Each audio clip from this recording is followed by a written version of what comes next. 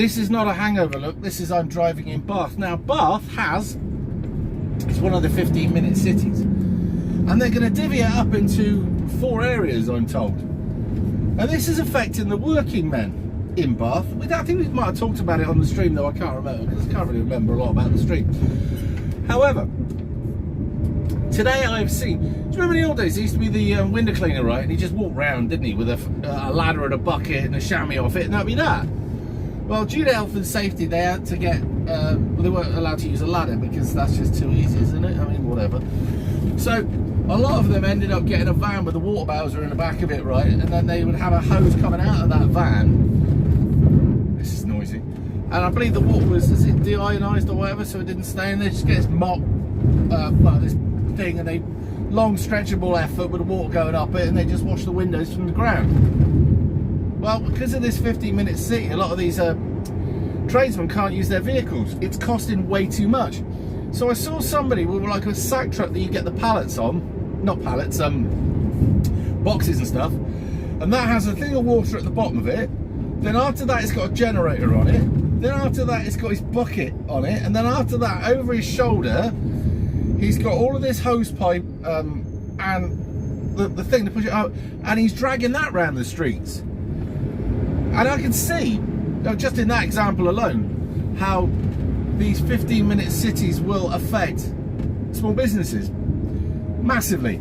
Because you know that if you're a massive corporation, you'll either be able to suck up the extra cost and all of the little businesses will go out of it, so that you'll then have the market to yourself, and then you can do what you like with us, which is a problem. I'm just going under the railway now, which looks very, very, very, well, either side, the arches are very, very attractive. But Bath is a beautiful city. It's just, it's full of people that are either rich pretending to be poor, poor pretending to be rich, incredibly left-leaning and psychotic, I have seen some very nice shapes, or probably people who are normal just trying to keep their heads down, and loads of students in between. And lots of people buy really cheap gear wanting it delivered with white gloves. Nah. That American fridge freezer has to go 5 floors. Well, unless you're a genius, mate, it ain't happening. But back to the story. So, I'm looking around and I'm seeing how, just in Bath, oh God, there's some shapes and sizes. Business is going to be affected, but this will happen to all of us. And we're taking a massive step back, and that is the plan, obviously. It's the transfer from wealth from the poor to the rich.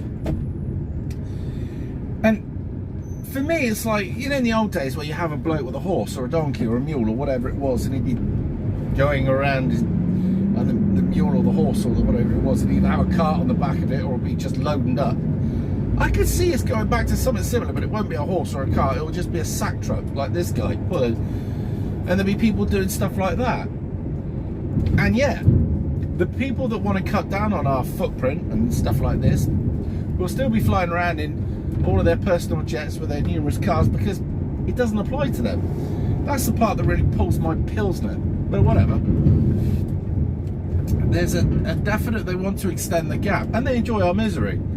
And that guy that was, hats off to him for working and being a window cleaner, because window cleaner is not an easy job anyway. But I mean, it's, some people think it's not the most intelligent job in the world, but whether it is an intelligent job or not, it's physical. Climbing up and down steps all day, hanging over the side, or in this case, having to go to lots of different places, set up, bring it down, whatever. But that bloke, he was working. That's all I give a shit about. And it just, this universal income, it's just going to push so many people who are at their wit's end, who are still managing just about to keep business together, to say, why should I bother? I'll knock it on the head and just, give me money. But there it is. And they're still building numerous houses on just about anywhere they can get it around here. I always liked, as I say, Bath to look at, but there's no chance I would want to live here. Not at all. And the other thing they've got is, where we used to be able to drive here, that was the first thing we got attacked. The first thing they started to do is say, well, you can't drive over that bridge now with your lorry. Okay, but what's the other option? Because to go around now is going to take 25 miles. Okay, we'll do that. Aren't we supposed to be saving fuel here? And can you explain to me exactly what damage that my truck's doing, given it the fact that in the old days you'd send trucks over there with like this one, right? And the only reason this one's got it is this one's got leaf springs. Most trucks nowadays have air suspension. So going over that bridge isn't going to have the same amount of effect as it would have done in the old days when there are leaf springs, because they'd have smashed the daylights out of it. But there's so many things that when you actually look at it and you break it down with this saving pollution and all the rest of it, sorry, I still a bit coughed. The way they make you go around stuff would use far more fuel than just driving through. And you think about it nowadays, this truck has numerous filters within the exhaust. They recirculate stuff as well. And the pollution that comes out the back of it, I've got a real bad throat. The pollution that comes out the back of here is very little. When I think about what used to come out of the Fords that I used to drive back in the old days, where the valve stem oil seals were gone, so the oil was getting burnt off, I'd go through 3 litres of oil in one of my cars in a fortnight. So I just bought cheap £3 oil. It was shite. And then the fact that we were on carburetors back then, and they weren't particularly set up well anyway, we were on 4-star. So we had the lead getting pumped out, we had the oils being burnt, the fuel not being burnt very efficiently, and certainly not recirculated. Even I choke inside the car. But I have to say, I agree with the things that the inventions that they've made to make sure these engines burn cleanly. Why not? This would be ridiculous not to think that way. But does anybody know of the long-term effect that AdBlue is going to have on people's respiratory, you know, and all the rest of it? Because I remember when they said, oh yeah, this type of fuel's better, and oh no, now it's not. Oh, this is good, no it's not. Well, there it is. Anyway, I'm here. Although there's nobody there to meet and greet you, so I just best pull up here, I guess. Just funny, they start doing these building sites, and they've got all the room in the world. By the time they're nearly ending up, they've got no room for anything, and they expect you to get a truck through that's this big through a gap that's just not that big.